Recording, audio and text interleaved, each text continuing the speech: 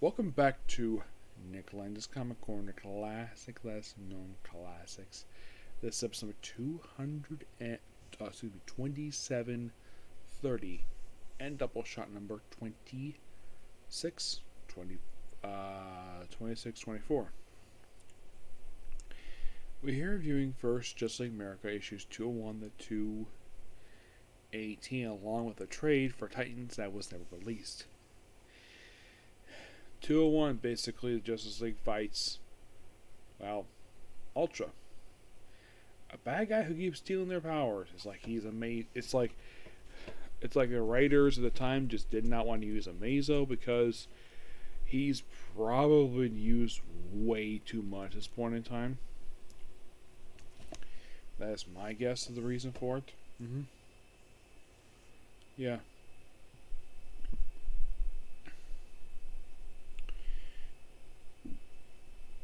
And the whole thing of this one is that he's being manipulated by this guy called Joe Parry, who's his lawyer. Yep, because, yeah, he's a lawyer.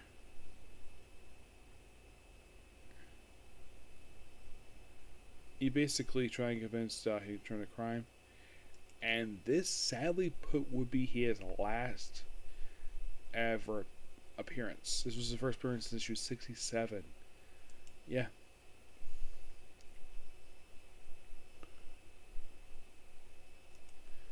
Oh, you think with this casino thing, oh, do they battle in they basically battle Atlantic City. Yeah, it contains flashbacks just like America 31, 53, 58, 69, and just like America 170. So yeah, fighting Ultra. Now you probably think, is this Ultra's last appearance to date? Like, is this always say goodbye to this guy? In this book? Well, yes. He does not technically return until the Kingdom number 2. Pops up a couple issues to Countdown, and Balls appeared in issue 40 of Justice League Volume 2. So yeah, in this main book, he's done. Completely done. Because, of course, basically, now by the way, Jerry Conway and Don Heck are the creative team behind these issues, but Jerry Conway do all of these issues because, yeah. And the reason, now here's the thing. Jerry Conway himself actually wraps up a second run with this book at this period of time, so we're going to get to that. Don't worry about that. And if you're really curious, like,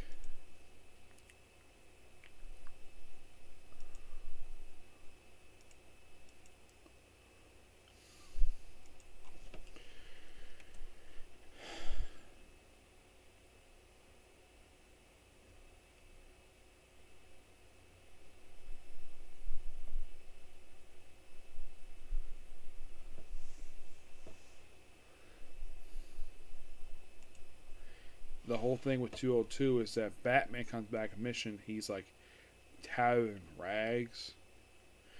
It's a very interesting issue. Of course, deal with an alien, but not as bad as 50s. Oh no. And then we have 203, Shuffle and Deal with Death. Yeah, we basically have a debut of the new Royal Flush Gang. This is the debut of the new version of them, the second version of this group.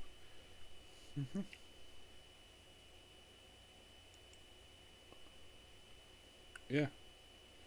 This is technically the first appearance in this book. It's issue 54. And then back here for a three-parter.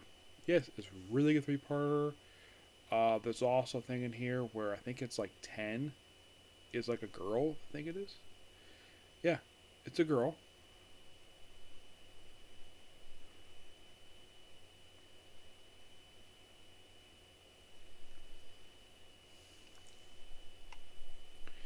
Now, does she return to this book a three-parter?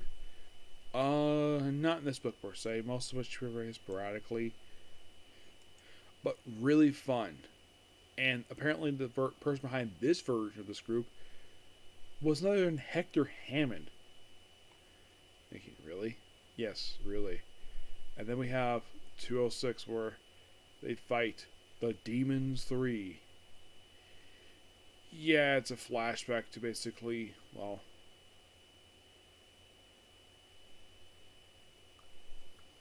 to issue 30, basically early Phoenix Files issues. Yeah, but we have Carmen Infantino do this issue. Yes, the famous Carmen Infantino who created Take a Chimp and Verse Flash. Yes, and then we leave for 207, I think it's like 207, 209. Yeah, 207, 209. This is basically put a 3-part story for these issues in particular. Yes, it's a crossover with All Stars, which I have discussed these already, because basically the way it is, just like arrive on Earth 2, and of course evolve with Infinity Incorporated. But I love this crossover. It is so awesome. Yeah. Main villains of the story are the Crime Sting America. Yeah, they're back, and the whole thing is like, the fact that Pat Dugan is back, and basically trying to manipulate the timeline, but really fun. Oh yeah, by the way, the common thing with him is that, he tries to alter history, he gets beaten, and then he tries the thing over again. Yeah.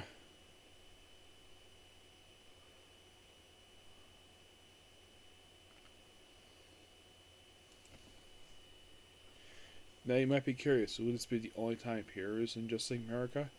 No, he actually last appeared in issue 93 of the book.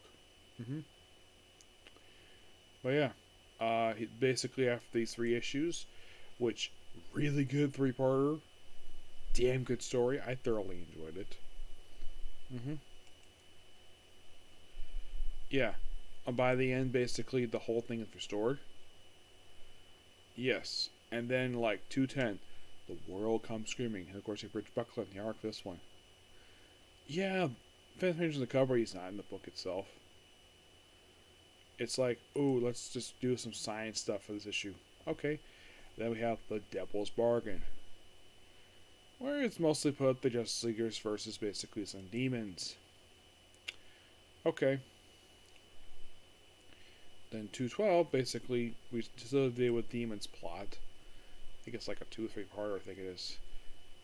Oh yeah, then we have the Microcosmos.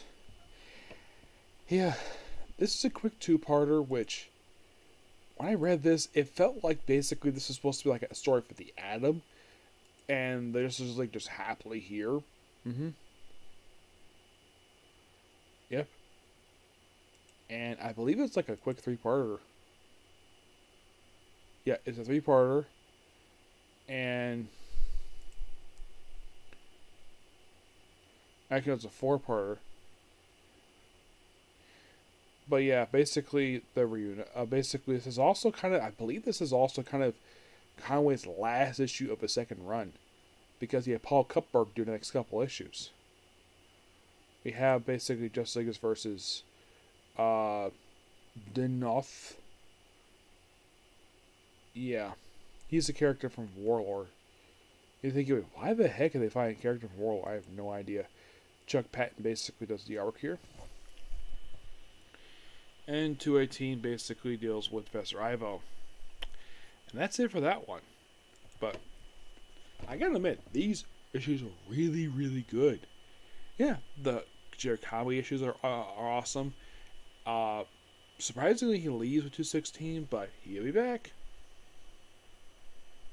Y'all thinking like, okay, when does he come back? He's only gone for 2 issues. Yeah, he's gone for 2 issues. But he'll be back with issue 219. But yeah, really good 3-parter. Loved it. I give these issues roughly a 10 out of 10. Next up basically is Titans.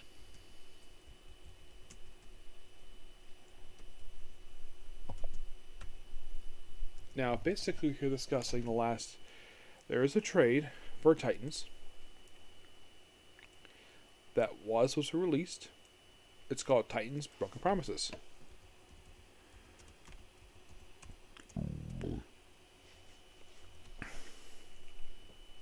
Think, okay,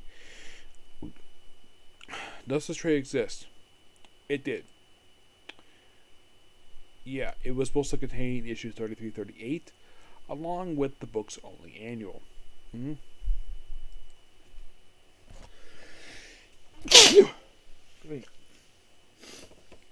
Yeah. So basically, well, we have our right here, Eric Wallace, or by Federico Fernino.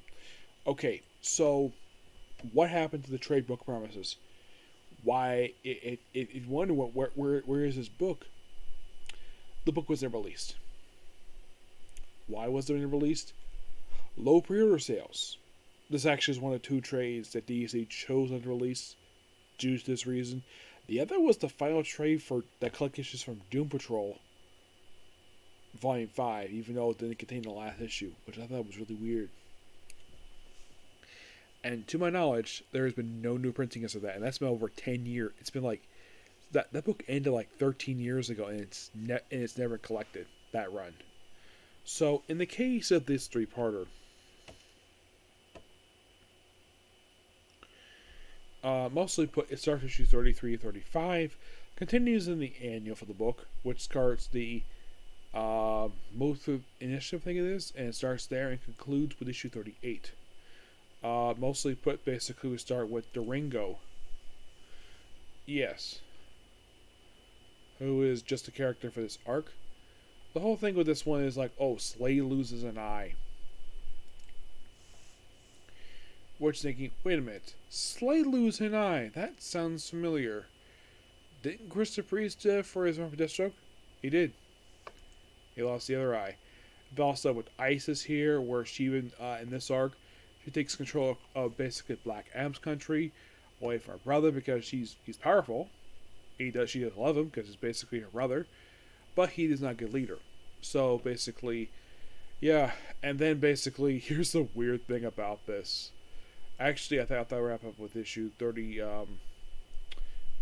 I thought it was basically like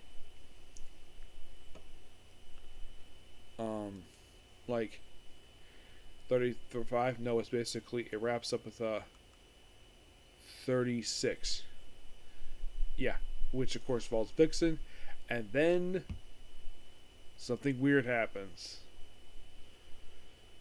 The Justice, about what's called the Masusa Imperative, starts with the annual for this book, which involves the Justice League America with the Atom, who is Ray Palmer.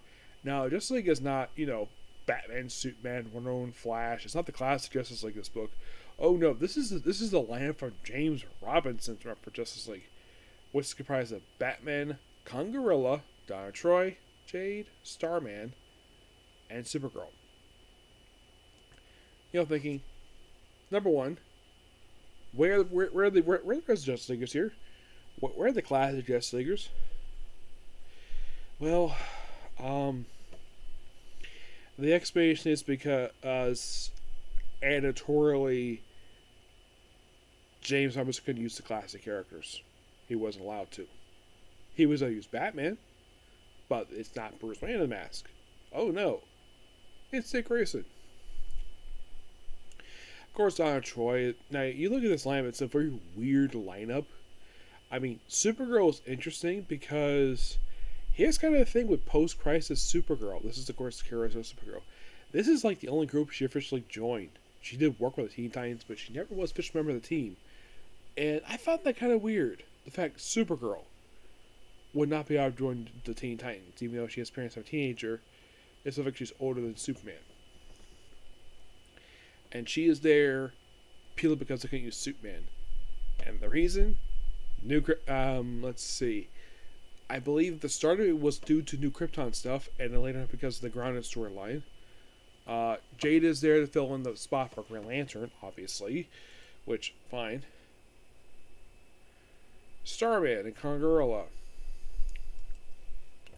These two are quite odd choices. At one point, they even added Jessie Quick to the team. Because Nia Speedster. Obviously, she jumps between two teams at the same time. Now, why in the world James Roberts included Starman and Congarilla? Excuse me. Well, there's a good reason why he includes both of them. Starman, because he practically wrote his whole character history. He basically developed this character in his run for Starman. Okay, fine. Fine. So, what about Congarilla? Why is he there? Well, they need somebody who's not technically human, who basically doesn't look human anyways. Not necessarily an alien per se. I mean, Supergirl kind of fills a spot for Superman, obviously. At one point, they even had Mon-El part of the team. Yes, Mon-El, Superman's fake brother, part of the team. Yep. We even also had Cyborg part of the roster. Even Starfire was part of the team very briefly. Then, like halfway through the run, she left and joined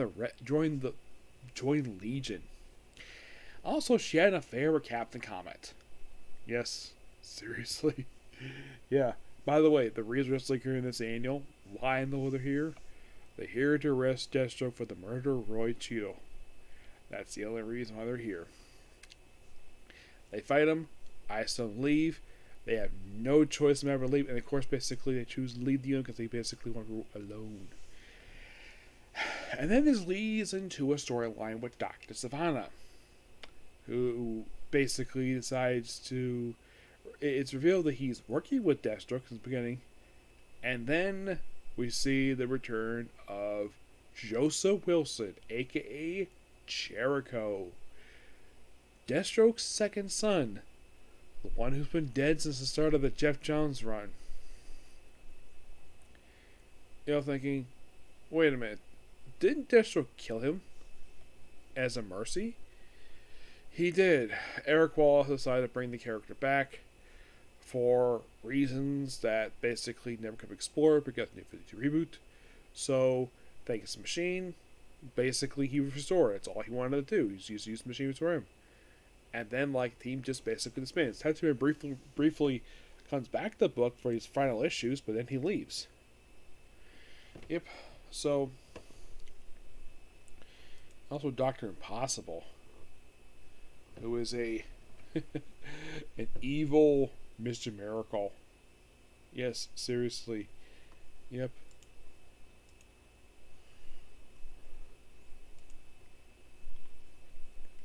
Sadly put, when it comes to the issue 36, also the final appearance, well, before the newer version, and also a guest appearance by the Mad Hatter.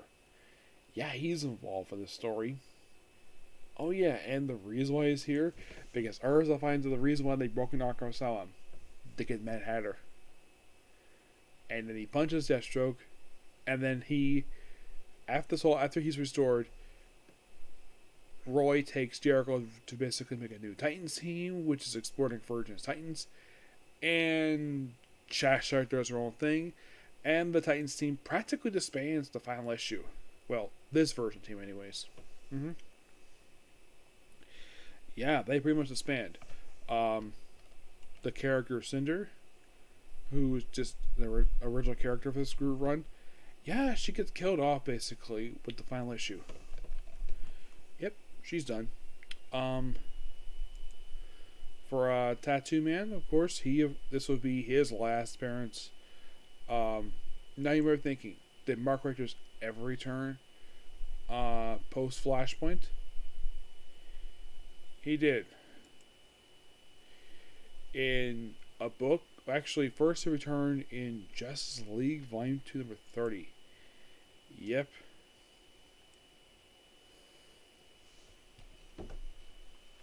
As a member of the Secret Society. Making, really? Yep. And then pretty much after that one appearance,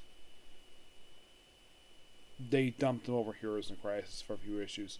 Popped an issue to Flash and Flash Forward, and that was pretty much it for him. Cheshire herself, well,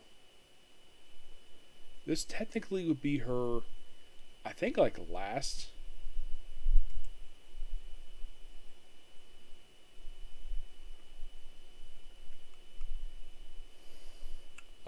appearance before the Flash reboot. Of course, JSF would appear post-crisis. She did. In Red Hood and the Outlaws. Now, I did hear a story about Cheshire from Rob Liefeld in his podcast. Apparently, she was going to appear in his run. I believe it was for, I think it was Deathstroke, I think it was.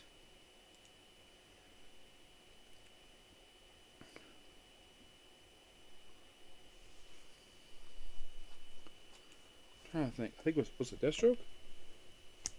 Or was it Grifter?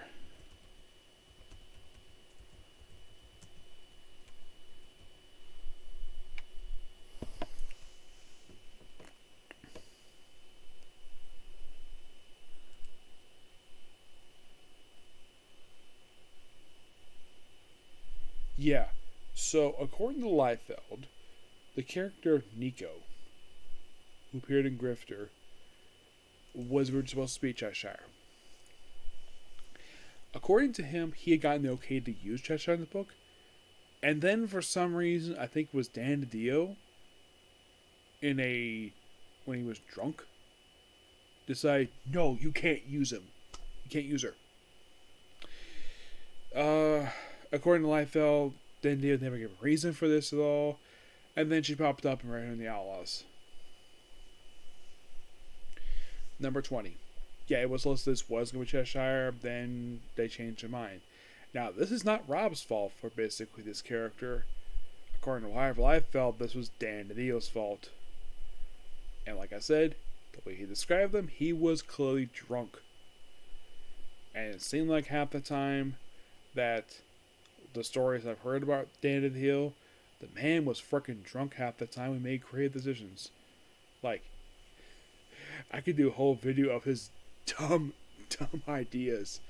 Like, I could probably do for comic history, I can list off basically Dan DiDio's stupid ideas for DC Comics. According to people who basically were credited, the man had an eye for talent, but his creative choices were really bad. But this is pretty much the end of Titans Volume 2. A pretty interesting volume. Not a bad volume per se, it's just that very inconsistent. That's the really big problem. Yeah, and for some reason, this book was like 4 or 5 writers, more writers than Volume 1. And it never felt consistent. It felt as though, like, and Joe Winnick was basically writing the book, he left like a year. And then he had to another writer very briefly. Eric Wallace, basically more consistent. At least he had a really fun run. Yeah. I thought the Villains for Hire run was really good. One thing I do wish, though, for DC is that when it comes to the series, could you please release another trade that collect issues from this run? Because you released one. And that was a book to collect the entire Joe Winnick run. Plus Titans East. It just seems as though, like, with Teen Titans, we had pretty good direction with that one. This book, it seems as though the writers had no idea what to do this book half the time. Some good ideas here and there. At least the Villains for Hire was pretty consistent. They had built a good story there.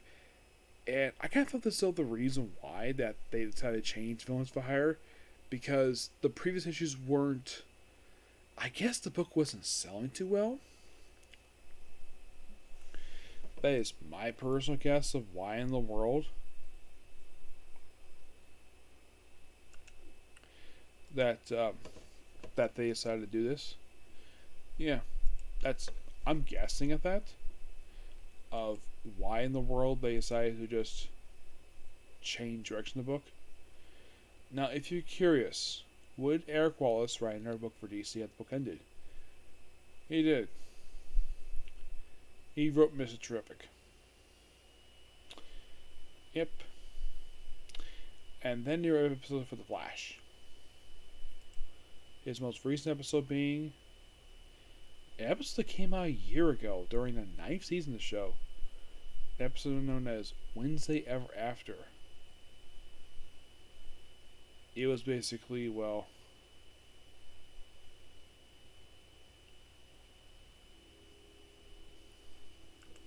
It was the episode where he brought in Red Death from DC Comics. Yep. But yeah, that's going to be pretty much up to with you. I do not have more time in videos tonight, so sadly. So I will see you all later. Hopefully my reviews of Martial Magic and Muscles. I do have one more comic corner ready to go, but I may have time also to do one more anime. And that'll probably be Black Butler. But I will see you all later. Please be sure to like, comment, subscribe to notifications, and do not hit the like button. Okay? Bye.